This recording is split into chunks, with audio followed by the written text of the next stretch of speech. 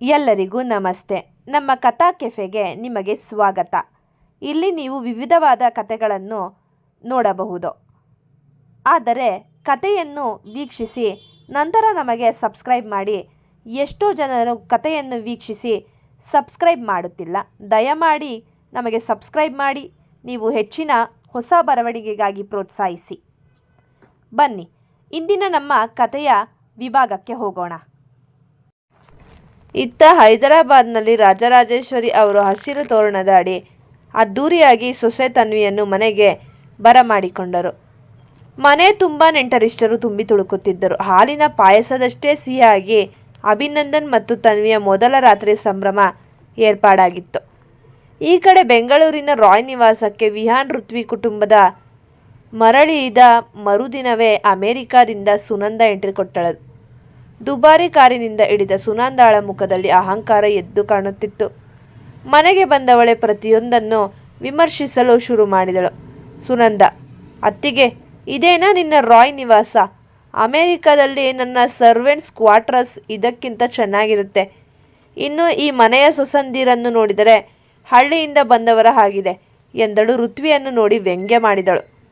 ಸುನಂದ ಋತ್ವಿಯ ಹತ್ತಿರ ಬಂದು ಅವಳ ಸೀರೆಯನ್ನು ನೋಡಿ ತುಚ್ಛವಾಗಿದೆ ಎಂದು ನಕ್ಕಳು. ನೀನೇನ ವಿಹಾನ್ ಪ್ರಾಣ ಅಂತ ಬಡ್ಕೊಳ್ತಿದ್ದ ಹುಡುಗಿ?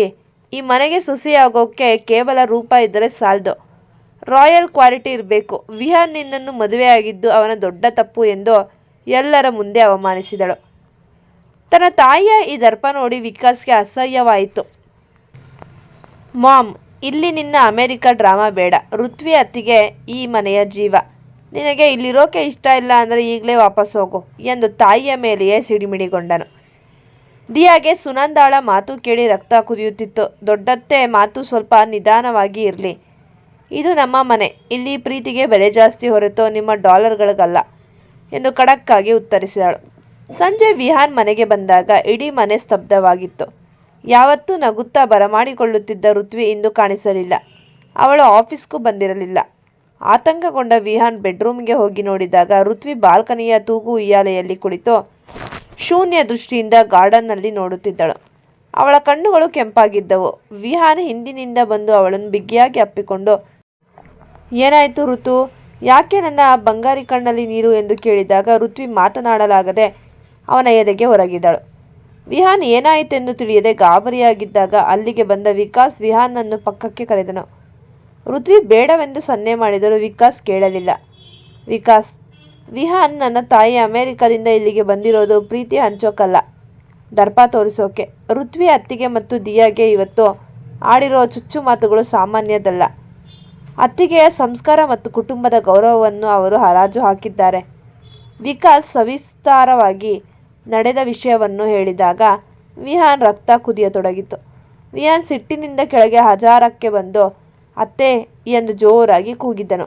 ಆಗ ತಾನೇ ರೆಸ್ಟ್ ಮಾಡಿ ಅಹಂಕಾರವನ್ನು ತಲೆಗೆ ಮೆತ್ತಿಕೊಂಡಿದ್ದ ಸುನಂದ ಬಹಳ ಸ್ಟೈಲಿಶ್ ಆಗಿ ಕೆಳಗೆ ಬಂದಳು. ಸುನಂದ, ಓಹೋ ವಿಹಾನ್, ಬಂದೇನಪ್ಪ. ನೋಡು, ನಿನ್ನ ಈ ಮನೆಯ ಮಂದಿಗೆ ಸಂಸ್ಕಾರವೇ ಇಲ್ಲ. ಆ ದಿಯಾ ನನ್ನ ಎದುರು ಉತ್ತರ ಕೊಡ್ತಾಳೆ, ಇನ್ನು ನಿನ್ನ ಹೆಂಡತಿ. ಸುನಂದ ಮಾತು ಮುಗಿಸುವ ಮುನ್ನವೇ ವಿಹಾನ್ ಅವಳನ್ನು ತಡೆದನು. ವಿಹಾನ್, ಸಾಕು ನಿಲ್ಲಿಸಿ ಅತ್ತೆ. ನಿಮ್ಮ ಈ ನಕಲಿ ಪ್ರೀತಿ ಮತ್ತು ಅಹಂಕಾರದ ಮಾತುಗಳು ಇನ್ನು ಮುಂದೆ ಈ ಮನೆಯಲ್ಲಿ ನಡೆಯಲ್ಲ. ಅಮೆರಿಕದಲ್ಲಿ ನೀವು ಎಷ್ಟೇ ದೊಡ್ಡವರಾಗಿರ್ಬೋದು, ಆದರೆ ಈ ಮನೆಯ ಹೊಸ್ತಿಲು ತುಳಿದ ಮೇಲೆ ನೀವು ಕೇವಲ ಒಬ್ಬ ಅತಿಥಿ ಮಾತ್ರ. ನನ್ನ ಹೆಂಡತಿ ಋತ್ವಿ ಈ ಮನೆಯ ಗೌರವ. ಅವಳ ಕಣ್ಣಲ್ಲಿ ಒಂದು ಹನಿ ನೀರು ಬಂದರೂ ನಾನು ಸಹಿಸಲ್ಲ ಅಂತ ನಿಮಗೆ ಗೊತ್ತಿರಲಿ. ಸಂಸ್ಕಾರದ ಬಗ್ಗೆ ಮಾತಾಡ್ತಿರಲ್ಲ, ಒಬ್ಬರ ಮನಸ್ಸು ನೋಯಿಸೋದನ್ನ ಸಂಸ್ಕಾರನಾ? ಇಲ್ಲ ಅಂದರೆ ಬಂದ ಮನೆಯವರನ್ನೇ ಕೀಳಾಗಿ ಕಾಣೋದು ಸಂಸ್ಕಾರನಾ? ನಿಮ್ಮ ದರ್ಪವನ್ನು ನಿಮ್ಮ ಬ್ಯಾಗ್ನಲ್ಲೇ ಇಟ್ಟುಕೊಳ್ಳಿ. ಇಲ್ಲದಿದ್ದರೆ ಆ ಬ್ಯಾಗ್ ಜೊತೆ ನೀವು ಈ ತಕ್ಷಣವೇ ಆಚೆ ಹೋಗ್ಬೋದು. ವಿಹಾನ್ ಬೈಯುತ್ತಿದ್ದಂತೆ ಸುನಂದ ತಕ್ಷಣ ಬಣ್ಣ ಬದಲಿಸಿದಳು. ಅದೇ ಕ್ಷಣಕ್ಕೆ ರಾಜಶೇಖರ್ ಮತ್ತು ಆರವ್ ಮನೆಗೆ ಬಂದರು. ಸುನಂದ ಅಳುತ್ತಾ ಅಣ್ಣನ ಬಳಿ ಓಡಿ ಹೋದಳು. ಸುನಂದ, ನೋಡು ಅಣ್ಣ, ನಿನ್ನ ಮಗ ನನಗೆ ಹೇಗೆ ಮಂಗಳಾರತಿ ಮಾಡ್ತಿದ್ದಾನೆ ಅಂತ. ಅಮೆರಿಕದಿಂದ ಬಂದ ಅತ್ತೆಗೆ ಇವನು ಕೊಡೋ ಗೌರವ ಇದೇನಾ? ಈ ಹಳ್ಳಿ ಹುಡುಗಿ ಋತ್ವಿಗಾಗಿ ನನ್ನನ್ನೇ ಮನೆಯಿಂದ ಆಚೆ ಹಾಕ್ತೀನಿ ಅಂತಿದ್ದಾನೆ. ಅಣ್ಣ, ನೀನಾದರೂ ಇವನಿಗೆ ಬುದ್ಧಿ ಹೇಳು. ರಾಜಶೇಖರ್ ಅವರು ಸುನಂದಾಳ ನಾಟಕವನ್ನು ನೋಡಿ ಸುಮ್ಮನೆ ಇರಲಿಲ್ಲ. ಅವರು ಈಗಾಗಲೇ ವಿಕಾಸ್ ಮತ್ತು ದಿಯಾ ಮೂಲಕ ನಡೆದ ವಿಷಯವನ್ನು ಅರೆಬರೆ ತಿಳಿದಿದ್ದರು. ರಾಜಶೇಖರ್, ಸುನಂದ ಅಳೋ ನಾಟಕ ನಿಲ್ಲಿಸು. ವಿಹಾನ್ ಏನು ಮಾಡ್ತಿದ್ದಾನೋ ಅದು 100ಕ್ಕೆ 100 ಸರಿ ಇದೆ. ಇಷ್ಟು ದಿನ ನೀನು ನನ್ನ ತಂಗಿ ಅಂತ ಗೌರವ ಕೊಟ್ಟಿದ್ದೆ. ಆದರೆ ನನ್ನ ಸೊಸೆಯನ್ನೇ ನೀನು ಚುಚ್ಚು ಮಾತಿನಿಂದ ನೋಯಿಸೋದನ್ನು ನಾನು ನೋಡಿಕೊಂಡು ಕೂರೋಕೆ ಸಾಧ್ಯವಿಲ್ಲ. ಈ ಮನೆಯ ಅಧಿಕಾರ ವಿಹಾನ್ ಮತ್ತು ಋತ್ವಿಯದ್ದು. ನಿನಗೆ ಇಲ್ಲಿರೋಕೆ ಇಷ್ಟ ಇದ್ರೆ ಇರೋ, ಇಲ್ದಿದ್ರೆ ಈಗಲೇ ನಿನ್ನ ಟಿಕೆಟ್ ಬುಕ್ ಮಾಡ್ತೀನಿ. ಆರವ್, ದೊಡ್ಡತೆ, ನೀವು ಡಾಕ್ಟರ್ ಹತ್ತಿರ ತೋರಿಸ್ಕೊಳ್ಳೋದು ಒಳ್ಳೆಯದು ಅನಿಸುತ್ತೆ. ಯಾಕಂದರೆ ನಿಮ್ಮ ಮನಸ್ಥಿತಿ ಸರಿ ಇಲ್ಲ. ಋತ್ವಿ ಅವರು ಈ ಮನೆಯನ್ನು ಹೇಗೆ ಅಚ್ಚುಕಟ್ಟಾಗಿ ನಡೆಸ್ತಿದ್ದಾರೆ ಅಂತ ನಮಗೆ ಗೊತ್ತು. ನೀವು ಇನ್ನೊಮ್ಮೆ ಅವರ ವಿಷಯದಲ್ಲಿ ಮೂಗು ತೂರಿಸಬೇಡಿ. ದಿಯಾ ಮತ್ತು ವಿಕಾಸ್ ಇಬ್ಬರ ಮುಖದಲ್ಲೂ ವಿಜಯೋತ್ಸವದ ನಗು ಇತ್ತು. ಅಮ್ಮನಿಗೆ ಸರಿಯಾದ ಶಾಸ್ತಿ ಆಯಿತು ಎಂದು ವಿಕಾಸ್ ಮನಸ್ಸಲ್ಲೇ ಅಂದುಕೊಂಡನು. ಆದರೆ ಋತ್ವಿ ಮಾತ್ರ ನೊಂದುಕೊಂಡಳು. ನನ್ನಿಂದಾಗಿಯೇ ಈ ಮನೆಯಲ್ಲಿ ಗಲಾಟೆ ಆಗ್ತಿದೆಯಲ್ಲ, ನನ್ನಿಂದ ಅಣ್ಣ ತಂಗಿ ಮತ್ತು ಅಳಿಯ ಅತ್ತೆ ಮಧ್ಯೆ ಬಿರುಕು ಬಂತಲ್ಲ ಎಂದು ಕಣ್ಣೀರು ಹಾಕುತ್ತಾ ಸೈಲೆಂಟಾಗಿ ತನ್ನ ರೂಮ್ಗೆ ಹೋದಳು. ವೇದಿಕಾ ಋತ್ವಿ ಒಬ್ಬಳೇ ರೂಮಿಗೆ ಹೋಗುವುದನ್ನು ನೋಡಿ ವೇದಿಕಾ ಹಲ್ಲು ಕಚ್ಚಿದಳು. ಇವಳೇ ಹೋಗಿ ವಿಹಾನ್ಗೆ ಚಾಡಿ ಹೇಳಿದ್ದಾಳೆ, ಅದಕ್ಕೆ ಇಷ್ಟೆಲ್ಲ ಆಯಿತು ಎಂದು ಋತ್ವಿಯ ಮೇಲೆ ದ್ವೇಷ ಸಾಧಿಸಿದಳು. ಸುನಂದ ತನ್ನ ರೂಮಿಗೆ ಹೋಗಿ ವೇದಿಕಾಳನ್ನು ಕರೆದಳು. ಇಬ್ಬರ ಕಣ್ಣಲ್ಲೂ ಸೇಡು ತುಂಬಿತ್ತು. ಸುನಂದ, ನೋಡು ವೇದಿಕಾ, ನಮಗೆ ಅಣ್ಣ ಮತ್ತು ವಿಹಾನ್ ಇಬ್ಬರೂ ಅವಮಾನ ಮಾಡಿದ್ದಾರೆ. ಇದಕ್ಕೆಲ್ಲ ಕಾರಣ ಆ ಋತ್ವಿ. ಅವಳು ಈ ಮನೆಯಲ್ಲಿ ಇರುವವರೆಗೂ ನಮ್ಮ ಮಾತಿಗೆ ಬೆಲೆ ಇಲ್ಲ. ವೇದಿಕಾ, ಅಮ್ಮ ನೀನು ಚಿಂತೆ ಮಾಡಬೇಡ. ವಿಹಾನ್ ಹತ್ತಿರ ಋತ್ವಿ ಬಗ್ಗೆ ಕೆಟ್ಟದಾಗಿ ಹೇಳೋದಕ್ಕಿಂತ ಶೈಲಜಾ ಅತ್ತೆಯನ್ನೇ ಋತ್ವಿಯ ವಿರುದ್ಧ ಎತ್ತಿ ಕಟ್ಟೋಣ. ಮನೆಯಲ್ಲೇ ಗಲಾಟೆ ಶುರುವಾದರೆ ವಿಹಾನ್ ಕೂಡ ಏನು ಮಾಡೋಕ್ಕಾಗಲ್ಲ. ಋತ್ವಿಯ ಕ್ಯಾರೆಕ್ಟರ್ ಬಗ್ಗೆ ಏನಾದರೂ ಸ್ಕೆಚ್ ಹಾಕೋಣ. ಹೂಗಳಿಂದ ಅಲಂಕರಿಸಲ್ಪಟ್ಟ ಕೋಣೆಯಲ್ಲಿ ತನ್ವಿ ನಾಚಿಕೆಯಿಂದ ಮಂಚದ ಮೇಲೆ ಕುಳಿತಿದ್ದಳು. ಕೈಯಲ್ಲಿ ಹಾಲಿನ ಗ್ಲಾಸ್ ಹಿಡಿದು ಬಂದ ಅಭಿನಂದನ್ ಬಾಗಿಲು ಹಾಕಿ ಅವಳ ಹತ್ತಿರ ಬಂದನು. ಅಭಿ, ತನ್ವಿ, ಇವತ್ತಿನಿಂದ ನೀನು ಕೇವಲ ನನ್ನ ಅಸಿಸ್ಟೆಂಟ್ ಅಲ್ಲ, ನನ್ನ ಪ್ರಾಣದ ಗೆಳತಿ. ಈ ದಿನಕ್ಕಾಗಿ ನಾನು ಎಷ್ಟು ಕಾಯುತ್ತಿದ್ದೆ ಗೊತ್ತಾ ತನ್ವಿ? ನನಗೂ ನಂಬೋಕೆ ಆಗ್ತಿಲ್ಲ ಸರ್, ಸಾರಿ. ಅಭಿ, ಇಷ್ಟು ದೊಡ್ಡ ಮನೆ, ಇಷ್ಟು ಪ್ರೀತಿ ನನಗೆ ಸಿಗುತ್ತೆ ಅಂತ ಅಂದುಕೊಂಡಿರಲಿಲ್ಲ. ಅಭಿನಂದನ್ ಅವಳ ಗಲ್ಲ ಸವರಿ ಮೆಲ್ಲನೆ ಹತ್ತಿರ ಸೆಳೆದುಕೊಂಡನು. ಅವಳ ಸುಕೋಮಲ ಶರೀರವನ್ನು ತನ್ನ ಬಾಹುಗಳಲ್ಲಿ ಬಂಧಿಸಿ ಅವಳ ಹಣೆಗೊಂದು ಮುತ್ತಿಟ್ಟನು. ದೈಹಿಕ ಮಿಲನದ ಆ ಕ್ಷಣದಲ್ಲಿ ತನ್ವಿಗೆ ಸ್ವಲ್ಪ ನೋವಾದರೂ ಅಭಿಯ ಮಮತೆಯ ಸ್ಪರ್ಶದಲ್ಲಿ ಆ ನೋವು ಸುಖವಾಗಿ ಮಾರ್ಪಟ್ಟಿತ್ತು. ಅವಳ ಕಣ್ಣಂಚಿನಲ್ಲಿ ಒಂದು ಹನಿ ನೀರು ಬಂದಾಗ ಅಭಿ ಇದನ್ನು ಚುಂಬಿಸಿ, ನೋವಾಯ್ತಾ ಬಂಗಾರಿ ಎಂದು ಕೇಳಿದಾಗ ಅವಳು ಅವನ ಎದೆಯಲ್ಲಿ ಮುಖ ಮುಚ್ಚಿಕೊಂಡು ನಾಚಿಕೆಯಿಂದ ನಕ್ಕಳು. ಆ ರಾತ್ರಿ ಅವರ ಪ್ರೀತಿಯ ಪಿಸು ಮಾತಿನಲ್ಲಿ ಕಳೆದು ಹೋಯಿತು. ದೇವಸ್ಥಾನದ ಆವರಣದಲ್ಲಿ ಅಭಿನಂದನ್ ಮತ್ತು ತನ್ವಿ ಕೈ ಹಿಡಿದು ನಡೆಯುತ್ತಿದ್ದರೆ ಚೇತನ ಅವರಿಬ್ಬರ ಮಧ್ಯೆ ಬಂದು ಇಬ್ಬರ ಕೈಗಳನ್ನು ಭದ್ರವಾಗಿ ಹಿಡಿದುಕೊಂಡಳು. ಚೇತನ, ಅಪ್ಪ, ಇವತ್ತಿನಿಂದ ತನ್ವಿ ಅಮ್ಮ ನಂದು ಮಾತ್ರ. ನೀನು ಅಮ್ಮನ ಕೈ ಬಿಡು, ನಾನು ಹಿಡ್ಕೋತೀನಿ ಎಂದು ಅಭಿಯ ಕೈಯನ್ನು ಬಿಡಿಸಿ ತಾನೇ ಮಧ್ಯ ನಿಂತಳು. ಅಭಿನಂದನ್ ನಗುತ್ತಾ, ನೋಡು ತನ್ವಿ, ನನಗಿಂತ ಮುಂಚೆ ನಿನಗೆ ದೊಡ್ಡ ಬಾಡಿಗಾರ್ಡ್ ಸಿಕ್ಕಿದ್ದಾಳೆ ಎಂದನು. ದೇವಸ್ಥಾನದ ಸುತ್ತ ಪ್ರದಕ್ಷಿಣೆ ಹಾಕುವ ಚೇತನ ಸುಮ್ಮನೆ ನಡೆಯಲಿಲ್ಲ. ತನ್ವಿಯ ಸೀರೆಯ ಸೆರಗನ್ನು ಹಿಡಿದು ಹಿಂದಿನಿಂದ ಅವಳನ್ನು ಹಿಂಬಾಲಿಸುತ್ತಿದ್ದಳು. ಚೇತನ, ಅಮ್ಮ, ನೀನು ದೇವತೆ ಥರ ಕಾಣ್ತಿದ್ದೀಯ. ಅಪ್ಪ ಯಾಕೆ ನಿನ್ನನ್ನೇ ನೋಡ್ತಿದ್ದಾರೆ ಅಂತ ನನಗೆ ಗೊತ್ತು ಎಂದು ಜೋರಾಗಿ ಹೇಳಿದಾಗ ಅಕ್ಕಪಕ್ಕದವರೆಲ್ಲ ನಕ್ಕರು. ತನ್ವಿ ನಾಚಿಕೆಯಿಂದ ಮಗುವನ್ನು ಎತ್ತಿಕೊಂಡು ಮುದ್ದಾಡಿದಳು. ತನ್ನನ್ನು ಅಮ್ಮ ಎಂದು ಕರೆಯುತ್ತಿರುವ ಈ ಮಗುವಿನ ಪ್ರೀತಿ ಕಂಡು ತನ್ವಿಯ ಕಣ್ಣುಗಳು ತೇವವಾದವು. ದೇವಸ್ಥಾನದ ಮೆಟ್ಟಿಲುಗಳ ಮೇಲೆ ಕುಳಿತಿದ್ದಾಗ ಅಭಿನಂದನ್ ತನ್ವಿಯ ಕೂದಲನ್ನು ಸರಿಪಡಿಸಲು ಹೋದನು. ತಕ್ಷಣ ಚೇತನ ಮಧ್ಯೆ ಬಂದು, ಏಯ್ ಅಪ್ಪ, ನೋ ಟಚಿಂಗ್, ಅಮ್ಮ ನಾನೇ ರೆಡಿ ಮಾಡ್ತೀನಿ ಎಂದು ತನ್ನ ಪುಟ್ಟ ಕೈಗಳಿಂದ ತನ್ವಿಯ ಹಣೆಯ ಮೇಲಿದ್ದ ಬೊಟ್ಟನ್ನು ಸರಿಪಡಿಸಿದಳು. ಅಭಿನಂದನ್ ಸೋತವನಂತೆ ಕೈ ಎತ್ತಿ, ಸರಿ ಮಹಾರಾಣಿ, ನಿನ್ನದೇ ರಾಜ್ಯಭಾರ ಎಂದನು. ಪೂಜೆ ಮುಗಿದ ಮೇಲೆ ಪ್ರಸಾದವಾಗಿ ಸಿಕ್ಕ ಕಲ್ಲು ಸಕ್ಕರೆಯನ್ನು ಚೇತನ ತನ್ವಿಗೆ ತಿನ್ನಿಸಿ, ಅಮ್ಮ, ಅಪ್ಪ ತುಂಬ ಸ್ಟ್ರಿಕ್ಟ್ ಅಲ್ವಾ? ನೀನು ಬಂದಮೇಲೆ ಅವರು ಸ್ಮೈಲ್ ಮಾಡ್ತಿದ್ದಾರೆ.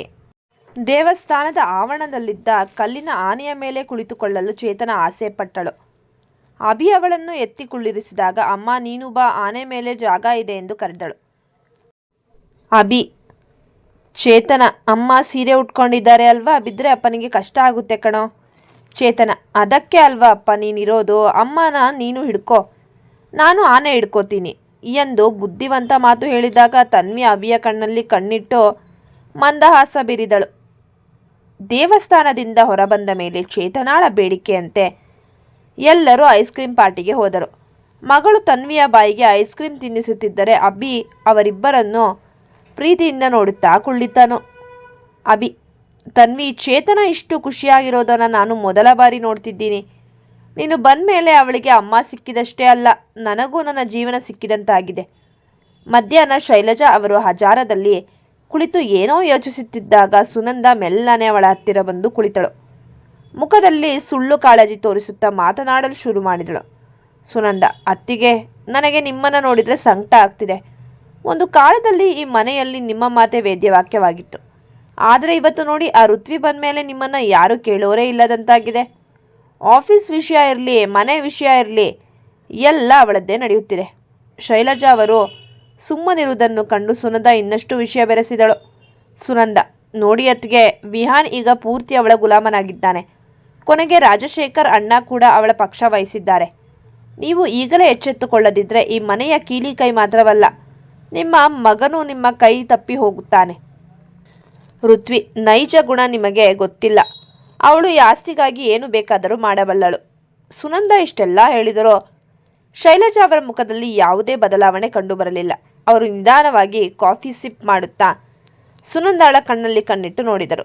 ಶೈಲಜಾ, ಸುನಂದ, ನಿನ್ನ ಮಾತನ್ನೆಲ್ಲ ನಾನು ಕೇಳಿಸಿಕೊಂಡೆ. ಆದರೆ ನಿನಗೊಂದು ವಿಷಯ ಗೊತ್ತಿರಲಿ, ಈ ಋತ್ವಿ ಮನೆಗೆ ಬಂದ ಮೇಲೆ ನಮಗೆ ಆಸ್ತಿಗಿಂತ ದೊಡ್ಡದಾದ ನೆಮ್ಮದಿ ಸಿಕ್ಕಿದೆ.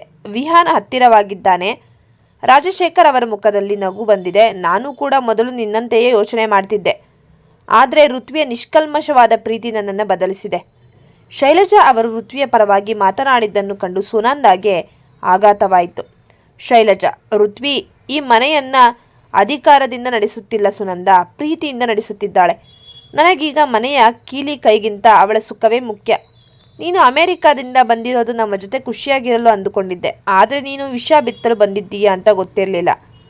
ಇನ್ನು ಮುಂದೆ ಋತ್ವಿಯ ಬಗ್ಗೆ ಕೆಟ್ಟದಾಗಿ ಮಾತಾಡಿ ನನ್ನ ತಲೆ ಕೆಡಿಸೋಕೆ ಬರಬೇಡ. ಸುನಂದ ಹಲ್ಲು ಕಡಿಯುತ್ತಾ ಅಲ್ಲಿಂದ ಎದ್ದು ಹೋದಳು. ದೂರದಲ್ಲೇ ನಿಂತು ಇದನ್ನೆಲ್ಲ ಕೇಳಿಸಿಕೊಂಡಿದ್ದ ವಿಕಾಸ್ ಮತ್ತು ದಿಯಾ ಐಫೈ ಮಾಡಿಕೊಂಡರು. ವಿಕಾಸ್, ನೋಡಿದ್ಯಾ ದಿಯಾ, ನಮ್ಮ ದೊಡ್ಡತ್ತೆ ಈಗ ಪಕ್ಕಾ ಋತ್ವಿ ಅತ್ತಿಗೆಯ ಶಿಷ್ಯ ಆಗಿದ್ದಾರೆ. ಮಾಮ್, ಪ್ಲ್ಯಾನ್ ಉಲ್ಟಾ ಆಯಿತು. ಭಾನುವಾರ ಬೆಳಗ್ಗೆ ವಿಕಾಸ್ ಮತ್ತು ದಿಯಾ ಮನೆಯಲ್ಲಿ ಹಠ ಮಾಡಿದರು. ಎಲ್ಲರೂ ಒನ್ ಡೇ ಔಟಿಂಗ್ ಹೋಗೋಣ ಎಂದಾಗ ರಾಜಶೇಖರ್ ಅವರು ತಮಗೆ ಮುಖ್ಯವಾದ ಮೀಟಿಂಗ್ ಇದೆ ಎಂದರು. ಶೈಲಜಾ ಅವರಿಗೆ ಕ್ಲಬ್ ಫಂಕ್ಷನ್ ಇತ್ತು. ಇನ್ನು ಅನಿಕೇತ್ ಮತ್ತು ಸುಪ್ರದಾ ತಮ್ಮ ಹೊಸ ಪ್ರಾಜೆಕ್ಟ್ ಕೆಲಸದಲ್ಲಿ ಮಗ್ನರಾಗಿದ್ದರು. ಕೊನೆಗೆ ವಿಹಾನ್, ಋತ್ವಿ, ಆರವ್, ದಿಯಾ, ವಿಕಾಸ್ ಮತ್ತು ವೇದಿಕಾ ಇಷ್ಟು ಜನ ದೊಡ್ಡ ಕಾರ್ನಲ್ಲಿ ಬೆಂಗಳೂರಿನ ಸಮೀಪದ ಒಂದು ಸುಂದರ ಜಲಪಾತದ ಕಡೆಗೆ ಪ್ರಯಾಣ ಬೆಳೆಸಿದರು. ಜಲಪಾತದ ಸೌಂದರ್ಯ ಕಂಡ ವಿಕಾಸ್ ಸುಮ್ಮನೆ ಇರಲಿಲ್ಲ. ದಿಯಾಳ ಕಾಲಿಗೆ ನೀರು ಹಾಕುವುದು, ಸೆಲ್ಫಿ ತಗೊಳ್ಳುವಾಗ ಎಲ್ಲರನ್ನೂ ರೇಗಿಸುವುದು ಮಾಡುತ್ತಿದ್ದನು. ಆರವ್ ತನ್ನ ಕ್ಯಾಮೆರಾದಲ್ಲಿ ಎಲ್ಲರ ಫೋಟೋಗಳನ್ನು ಸೆರೆ ಹಿಡಿಯುತ್ತಿದ್ದನು. ವಿಹಾನ್ ಮತ್ತು ಋತ್ವಿ ಸ್ವಲ್ಪ ದೂರದಲ್ಲಿ ನಿಂತು ಪ್ರಕೃತಿಯನ್ನು ಸವಿಯುತ್ತಿದ್ದರು. ವೇದಿಕಾಳಿಗೆ ಈ ಪ್ರವಾಸ ಒಂದು ಸುಸಮಯವಾಗಿತ್ತು. ಜಲಪಾತದ ತುದಿಯಲ್ಲಿ ಋತ್ವಿ ಒಬ್ಬಳೇ ನಿಂತು ಫೋಟೋ ತೆಗೆಯುತ್ತಿದ್ದಾಗ ವೇದಿಕಾ ಮೆಲ್ಲನೆ ಅವಳ ಹತ್ತಿರ ಹೋದಳು. ಯಾರೂ ಗಮನಿಸದ ಕ್ಷಣದಲ್ಲಿ ಋತ್ವಿ, ನೋಡು ಅಲ್ಲಿ ಹಕ್ಕಿ ಎಷ್ಟು ಚೆನ್ನಾಗಿದೆ ಎಂದು ಹೇಳಿ ಅವಳ ಗಮನ ಬೇರೆಡೆ ಸೆಳೆದು ಜೋರಾಗಿ ಅವಳನ್ನು ತಳ್ಳಿದಳು. ಋತ್ವಿ ಆಯಾ ತಪ್ಪಿ ಅಬ್ಬರದಿಂದ ಬೀಳುತ್ತಿದ್ದ ಜಲಪಾತದ ಆಳಕ್ಕೆ ಬಿದ್ದಳು. ಋತ್ವಿ ಬೀಳುವುದನ್ನು ಕಂಡ ದಿಯಾ ಜೋರಾಗಿ ಕಿರುಚುತ್ತಾ ಅಳಲು ಶುರು ಮಾಡಿದಳು. ಋತ್ವಿ ಎಂಬ ಅವಳ ಕಿರುಚಾಟ ಕೇಳಿ ವಿಹಾನ್ ಮತ್ತು ಆರವ್ ಓಡಿ ಬಂದರು. ಜಲಪಾತದ ಕಡಿದಾದ ಜಾಗದಲ್ಲಿ ಋತ್ವಿ ಕಾಣಿಸುತ್ತಿರಲಿಲ್ಲ. ವಿಹಾನ್ ಪೂರ್ತಿ ಗಾಬರಿಯಾದನು. ಅವನ ಬದುಕು ಕಣ್ಣ ಮುಂದೆ ಕಪ್ಪಾದಂತಾಯಿತು. ಋತ್ವಿ ಎಂದು ಕೂಗುತ್ತಾ ಅವನು ಆಳಕ್ಕೆ ಜಿಗಿಯಲು ಮುಂದಾದನು. ಆರವ್ ಅವನನ್ನು ತಡೆದನು. ಎಲ್ಲರೂ ಋತ್ವಿ ಸತ್ತೇ ಹೋದಳು ಎಂದು ಭಾವಿಸಿದ್ದರು. ಆದರೆ ವಿಹಾನ್ ಕೆಳಗೆ ಇಳಿದು ಹುಡುಕಿದಾಗ ಋತ್ವಿ ಅದೃಷ್ಟವಶಾತ್ ಒಂದು ದೊಡ್ಡ ಬಂಡೆ ಮತ್ತು ಗಿಡಗಳ ನಡುವೆ ಸಿಕ್ಕಿ ಹಾಕಿಕೊಂಡಿದ್ದಳು. ಅವಳು ಪ್ರಜ್ಞೆ ತಪ್ಪಿದ್ದಳು. ಮೈ ಮೇಲೆಲ್ಲ ಸಣ್ಣ ಪುಟ್ಟ ಗಾಯಗಳಾಗಿದ್ದವು. ವಿಹಾನ್ ಅವಳನ್ನು ಎತ್ತಿಕೊಂಡಾಗ ಅವಳು ಮೆಲ್ಲನೆ ಕಣ್ಣು ಬಿಟ್ಟಳು. ತಾನು ಬದುಕುಳಿದಿದ್ದೇನೆ ಎಂದು ಅವಳಿಗೂ ನಂಬಲು ಸಾಧ್ಯವಾಗಲಿಲ್ಲ. ಋತ್ವಿ ಬದುಕುಳಿದಿದ್ದನ್ನು ಕಂಡ ವೇದಿಕಾಳ ಮುಖ ಬೆಳ್ಳಗಾಯಿತು. ತನ್ನ ಪ್ಲಾನ್ ಫ್ಲಾಪ್ ಆಗಿದ್ದಷ್ಟೇ ಅಲ್ಲದೆ ಈಗ ಎಲ್ಲರಿಗೂ ಸತ್ಯ ತಿಳಿಯಬಹುದು ಎಂಬ ಭಯ ಅವಳಲ್ಲಿ ಶುರುವಾಯಿತು. ದಿಯಾ ಋತ್ವಿಯನ್ನು ಅಪ್ಪಿಕೊಂಡು ಅಳುತ್ತಿದ್ದರೆ ವಿಹಾನ್ ಋತ್ವಿಯನ್ನು ಭದ್ರವಾಗಿ ತಬ್ಬಿಕೊಂಡು, ಋತು, ನಿನಗೆ ಏನಾದರೂ ಆಗಿದ್ದರೆ ನಾನು ಬದುಕುತ್ತಿರಲಿಲ್ಲ ಎಂದು ಕಣ್ಣೀರು ಹಾಕಿದನು. ಜಲಪಾತದ ಕೆಳಗಿನಿಂದ ವಿಹಾನ್ ಋತ್ವಿಯನ್ನು ಎತ್ತಿಕೊಂಡು ಮೇಲೆ ಬಂದಾಗ ಎಲ್ಲರ ಮುಖದಲ್ಲೂ ಆತಂಕವಿತ್ತು. ಋತ್ವಿ ಚೇತರಿಸಿಕೊಂಡ ನಂತರ ವಿಹಾನ್ ಅವಳನ್ನು ಪಕ್ಕಕ್ಕೆ ಕರೆದು ವಿಚಾರಿಸಿದನು. ವಿಹಾನ್, ಋತು, ಅಲ್ಲಿ ಏನಾಯ್ತು? ನೀನು ಅಷ್ಟು ಜಾಗರೂಕತೆಯಿಂದ ಇರ್ತೀಯಾ? ಅಷ್ಟು ಸುಲಭವಾಗಿ ಆಯ ತಪ್ಪಿ ಬೀಳೋಕೆ ಹೇಗೆ ಸಾಧ್ಯ? ಋತ್ವಿ ತುಂಬ ಸಹಜವಾಗಿ. ವಿಹಾನ್, ದಯವಿಟ್ಟು ಯಾರು ಯಾರನ್ನೂ ಅನುಮಾನಿಸಬೇಡಿ. ನಾನು ಅಲ್ಲಿದ್ದ ಆ ಸುಂದರವಾದ ಪಕ್ಷಿಯನ್ನು ನೋಡೋಕೆ ಅಂತ ಮುಂದಕ್ಕೆ ಹೋದಾಗ ಕಾಲು ಜಾರಿಬಿಟ್ಟೆ ಅಷ್ಟೇ. ಪಾಪ ವೇದಿಕಾ ನನ್ನ ಹತ್ತಿರವೇ ನಿಂತಿದ್ದಳು. ಅವಳು ಕೂಡ ತುಂಬ ಹೆದರಿ ಹೋಗಿದ್ದಾಳೆ. ಕಾರಿನಲ್ಲಿ ಮರಳಿ ಬರುವಾಗ ಮತ್ತು ಮನೆಯನ್ನು ತಲುಪಿದ ಮೇಲೆ ರಾಜಶೇಖರ್ ಮತ್ತು ಶೈಲಜಾ ಗಾಬರಿಯಿಂದ ಕೇಳಿದಾಗಲೂ ಋತ್ವಿ ಅದೇ ಮಾತನ್ನು ಹೇಳಿದಳು.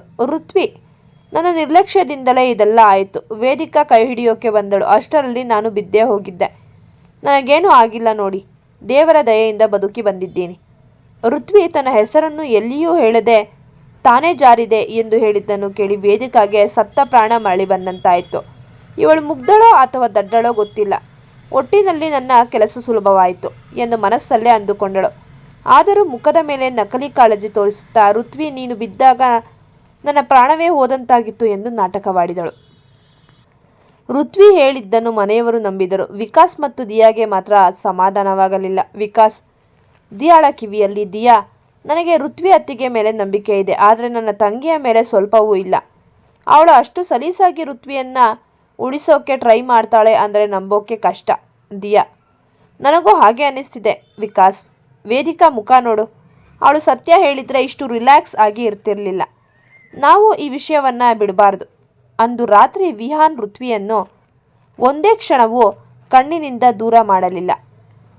ಅವಳಿಗೆ ಔಷಧಿ ಹಚ್ಚುತ್ತಾ, ಋತು, ಇಂದಿನಿಂದ ನೀನು ಎಲ್ಲೇ ಹೋದ್ರೂ ನಾನು ಬರ್ತೀನಿ. ನಿನ್ನನ್ನು ಕಳೆದುಕೊಳ್ಳೋ ಕಲ್ಪನೆಯೇ ನನಗೆ ನಡುಕ ತರುತ್ತಿದೆ ಎಂದು ಅವಳ ಹಣೆ ಸವರಿದನು. ಋತ್ವಿ ನಗುತ್ತಾ ಅವನ ಎದೆಯಲ್ಲಿ ನೆಮ್ಮದಿಯಿಂದ ಕಣ್ಣು ಮುಚ್ಚಿದಳು.